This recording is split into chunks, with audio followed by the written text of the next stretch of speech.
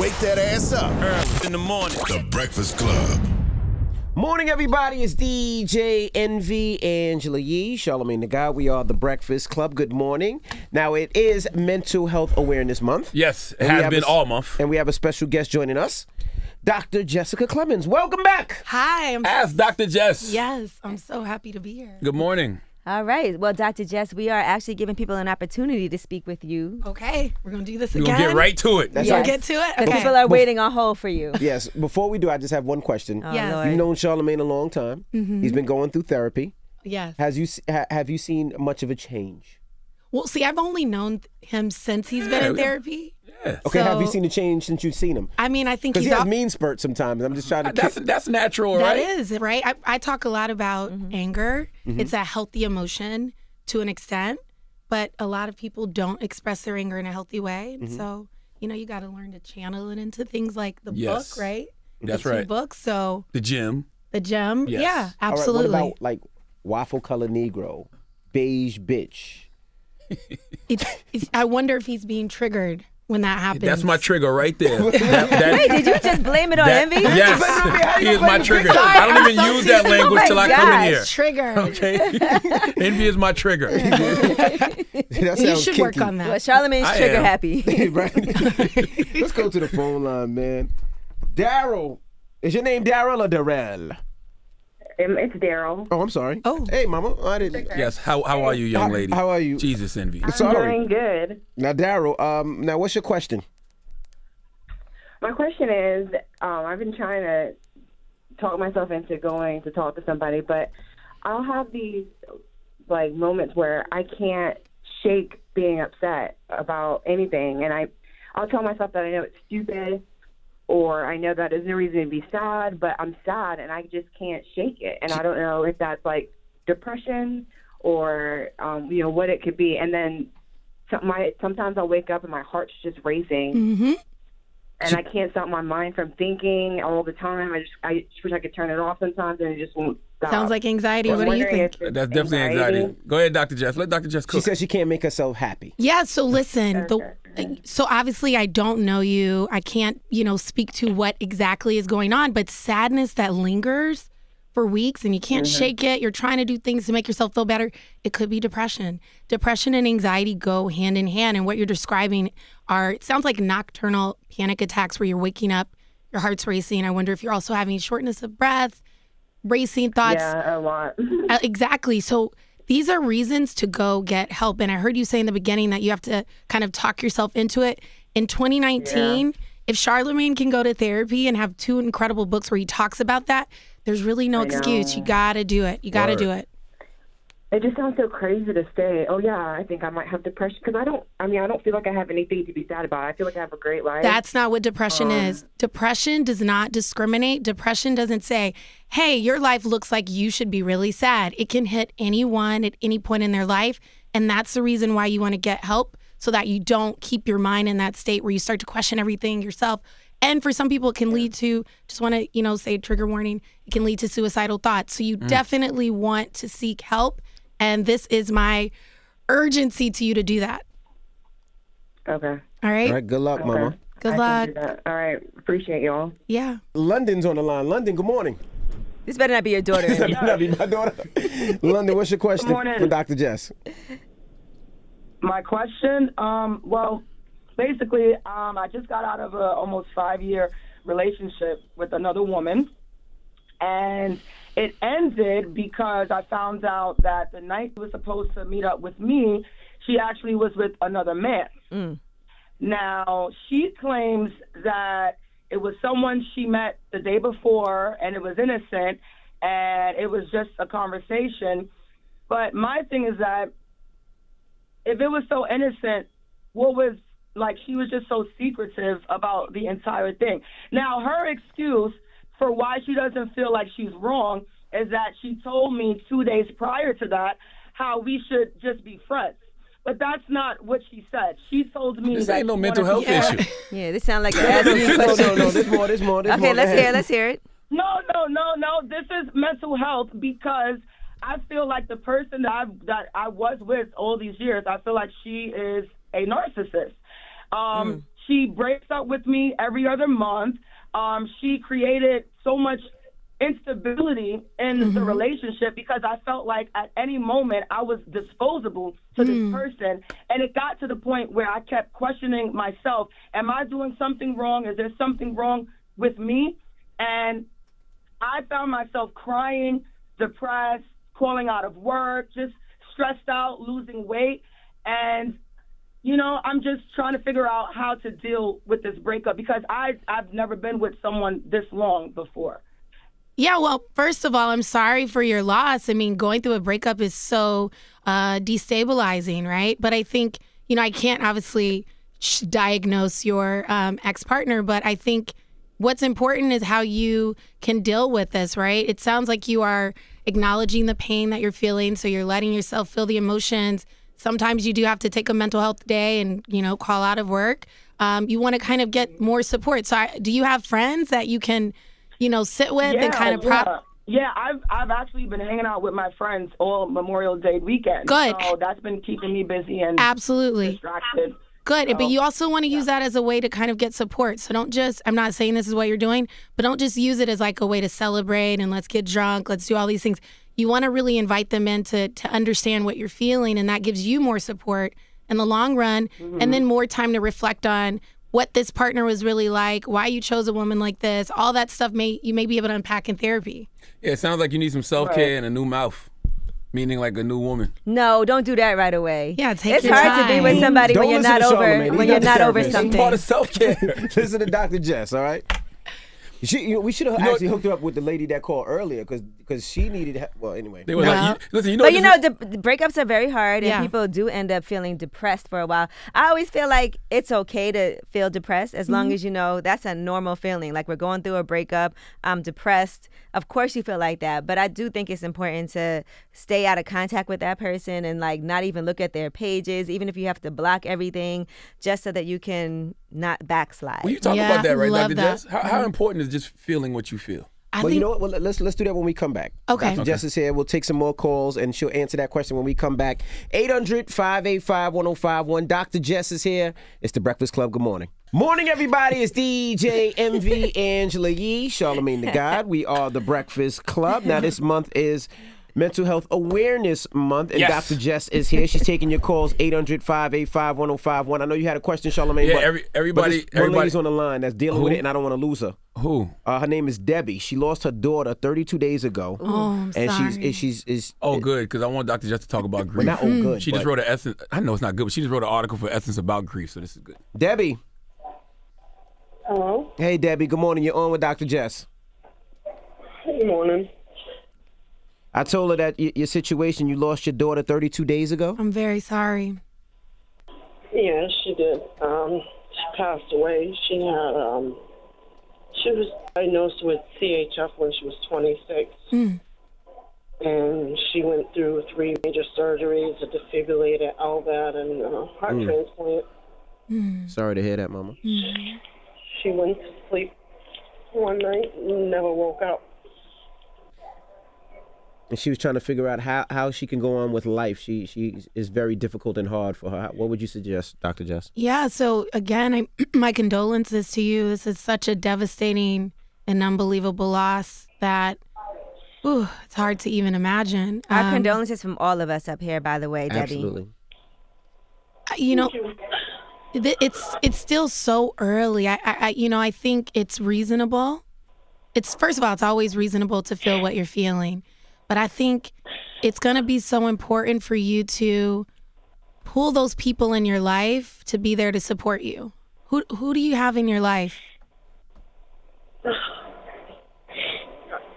I have my younger daughter and my grandkids, my husband, niece and nephew, my mother, and everybody. It's just, I feel everything I try to do, I feel guilty because my daughter's not here with us to do them with us anymore. Right. Well, in these early days and even months, and even up to a year, you may still feel this way. So I think it's going to be important for you to lean into the supports you have. Talk about her.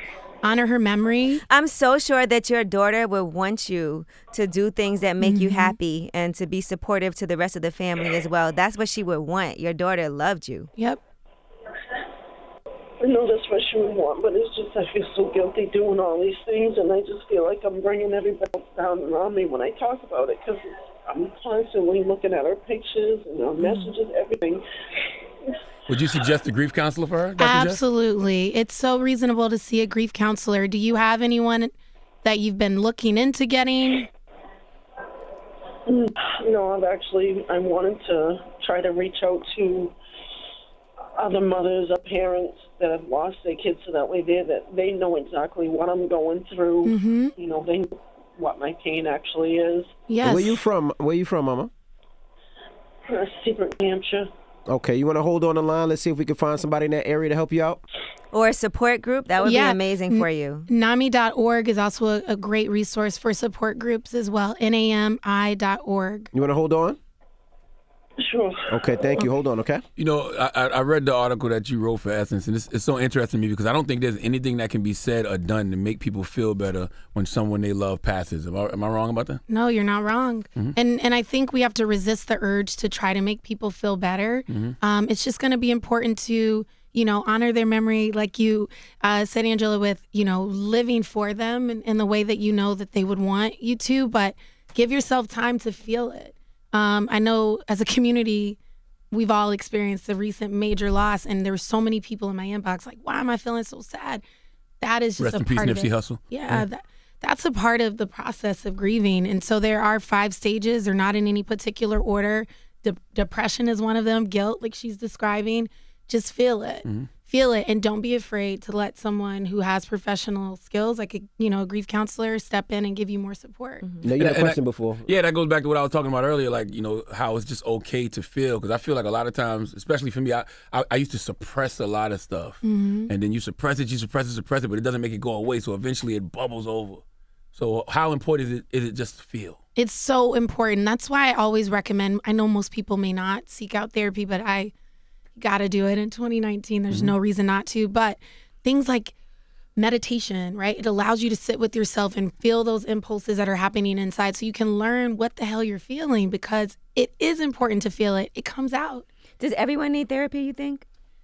Oh, man. I would say yes. Yes. Honestly, yes. I think because we're dealing with so much. It's just like when you get your nails done, right? I tried to do my own nails and I just can't do it, right? And you can't unload. And I'm using that example to say you can't just process feelings on your own. I'm a therapist. I'm in therapy every single week because it's important, not because I'm a therapist to be there, but I'm a human being. Things have happened in my life and I need someone from the outside to make me deal with it. It's so interesting because I always analyze myself, and it's been working for me. Like I'm very rational.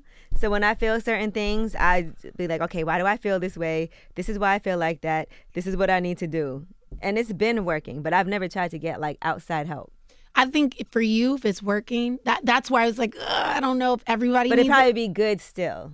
Totally. If you felt like it stopped working, but you felt like you came to a point in your life where this process that you're doing isn't working anymore, that's when you should not hesitate to call up someone to get their, referral to a therapist or recommendation. What do you think about things like float therapy or brain training or a magnosphere, lymphatic health? I don't know what's float therapy. Float therapy is when they lay you down in this like pool, and it's like a saltwater pool, and it just helps you to relax. Bathing suit or naked? Stuff like, man, shut up, man. Okay, sorry. Well, the type of therapy that I advocate for is talk therapy. And so, but many things can be therapeutic. So float therapy, if it is relaxing you, I talk a lot about. It's like about meditation? Yeah, absolutely. It can be just a form of relaxation. We know we are a very stressed out society, and these can be things to help not manage the stress, but reduce your stress. So I'm with anything that you walk away from that makes you feel better, that doesn't harm you. What about when they test your brain waves and stuff? I think that's brain training, where they put the cords on your head. And I'm not familiar with that. Yeah. But the next time I'm here, maybe I'll know more about that. I'm not familiar with that type. What of about being apps? hypnotized? Hypnotized? Oh man. So there are people who think that, things that can be helpful. For example, when we're dealing with people who are, taking care of people who smoke cigarettes and they have not been able to stop with all of the kind of conventional forms of treatment. For some people, they undergo hypnosis and then they no longer want a cigarette.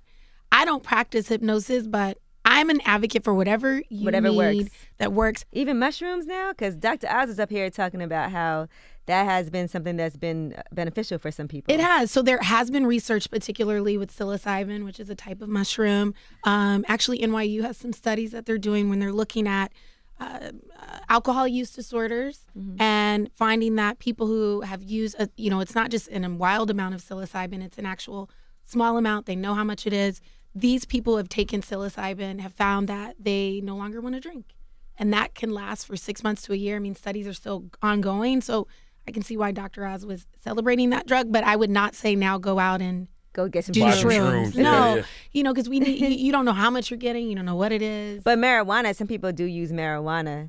They do. And I think, now that more states are going to make that a legal option, as a psychiatrist, I definitely need to be prepared for patients who may push back and say, well, marijuana helps me feel less anxious. But we also know that marijuana can actually make your anxiety worse. Hell yeah. Sativa makes mine go through the roof. It probably depends on what kind you use. And indica makes me think too much, so I still get depressed. Yeah, so it also depends. What about hybrid? You tried a hybrid or no? I don't even know what that is. Oh, so you guys are like connoisseurs in here. No? Well, I mean, listen. I'm also trying to invest in it too, so that's why I do a little homework. That is good. And that's why you're high right now. And I like CBD. CBD is something that we still don't know a lot about in our medical community, but I think it's, again, potentially something that could be beneficial. But I think people are still looking for external things to make themselves feel better. It's all inside. I agree with that. You have to figure out how to feel the feelings and not look at, now marijuana is going to be the thing that saves me, or mushrooms, or, this partner, whatever. Like, a lot of it is inside. And we got to stop thinking that you are not supposed to feel sad or you're not supposed to feel angry. That's freaking normal. It's normal. That's interesting you say that, because like even with the CBD, like I feel like CBD makes me sleep better. I feel like it takes away my anxiety, but I'm also doing other things. I'm going to therapy. I'm doing everything I'm supposed to do. So I wonder, am I just in a better space and I'm giving CBD credit? I think so. I mean, CBD's everywhere. I'm definitely on the fence. I would not recommend it to any of the patients I take care of, just because I don't really know what this is doing. And now it's just so interesting how marketing can really just push things. Absolutely. You go into a coffee shop, they have like a CBD espresso, and there's a place I get a facial, like a CBD. What the heck is this stuff? Let's like slow it down. It does feel good on your joints though. I mean, when you work out and you feeling sore and you rub some on you, oh my God. So does Windex, apparently, in that whole, like, I'm exaggerating. Yeah, you should use Windex. Really? I'm exaggerating. Put some Windex on you. No, the movie My Big Fat Greek Wedding, the father was like, put Windex on it. He was spraying everything with Windex. It's all in your mind. You just got to slow it down a little bit. Eat right, get enough rest. Do not listen to Steve Harvey with this no sleep. You need to sleep. You need to be drinking enough water. You need to eat well. You need to exercise. You can't just avoid all of these things and kind of look for CBD or all of these other outside things to help you. You have to take care of your body. Because it could be like flat tummy tea. Yes, like what is that? What is flat tummy tea? Now let's talk about sexual addiction, because we keep hearing stories about people who've been struggling with sex addiction, and some people feel like that's not even really a thing, that's an excuse. So can you explain sex addiction and what can people do if they feel like perhaps I'm having an issue? Well, I think there's always going to be, people who may overutilize these diagnoses to, kind of escape the fact that they may have they like having problems sex? Committing. Yeah, they like having sex. They're not in the kind of relationship that they need to be in. Maybe they need to be in an open relationship. So what are the signs that you're addicted? Well, if you can't stop, if you are, meaning like you are evading life responsibilities at the expense of, having sex, right? You're not properly taking care of yourself in terms of your health. You're not using condoms. You're, putting yourself at risk, and you can't stop. That's with any addiction. When it becomes to the point where you are unable to really control it, and then it starts to affect the responsibilities that you have in life, like showing up to work on time. Right. So I think, those are some of the signs, but all of these things you have to go into talk to a specialist to tease out what the issues really are. So let me ask you a question. A friend of mine might be a sex addict, shows up to work late all the time. He is very aggressive. Very aggressive towards men. Not towards women. Not towards women. Okay. Towards men. And talks about butts a lot. So I would just you would say that he's probably a sex addict. Well, both based on those 3 signs that you've shared. Always late for work. Always in the butts. Everything's about the butt. Butt. Charlamagne, why is your face all scrunched up like that? It's very possible, but you don't think Evie's weird? I'm just tickled over here. I can't even answer that question seriously. What happened in his childhood that makes him this strange? Hello, who's this? Couldn't even hold my face back. Hello, Randy. Hey, Randy, how you doing? Hey, what's your question for Dr. Jess? I got a question. I lost my dad when I was 9 years old, and then 8 years later, my mom was beat to death. And Lord have mercy. Damn. Put a front on, I could put a front on where it don't hurt me on the outside, but on the inside, it just tears me up. So I'm just trying to figure out how to deal with it. Yeah, I mean, oh my gosh, loss is devastating. I'm really sorry for the losses in your life. I think you don't have to put on a front. And do you have a space that you get to have where you get to express that emotion? Do you have dinner with Not really. I just have, I don't talk to none of my other family.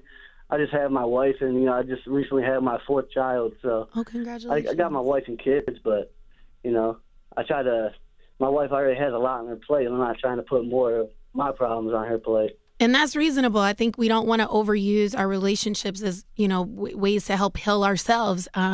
Your wife shouldn't be your therapist. I'm going to say the same thing I've been saying over and over. It might be time to seek a grief counselor. And the reason is it's going to give you a space to talk about it. If you're not talking about these huge losses, right? Losing your parents is just unbelievably devastating. If you're not talking about it, of course, you're going to still feel hurt. And then the longer that you're away from those deaths, the less likely that you're going to feel like you could talk about it. You're going to feel like I should be over this.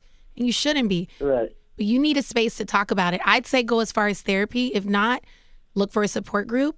If you got some friends you feel close to, have something where you meet with them every month and you talk about how you're feeling. You got to be a little bit more active with that. Don't hold it in. Do you think that your wife could tell something's wrong with you? Like that you've been having? Yeah, all the time she can. She knows. And then just like the May, June, July is just like the hardest months because that's when they passed away and we buried them and whatnot. So when those come up, it's just hard months.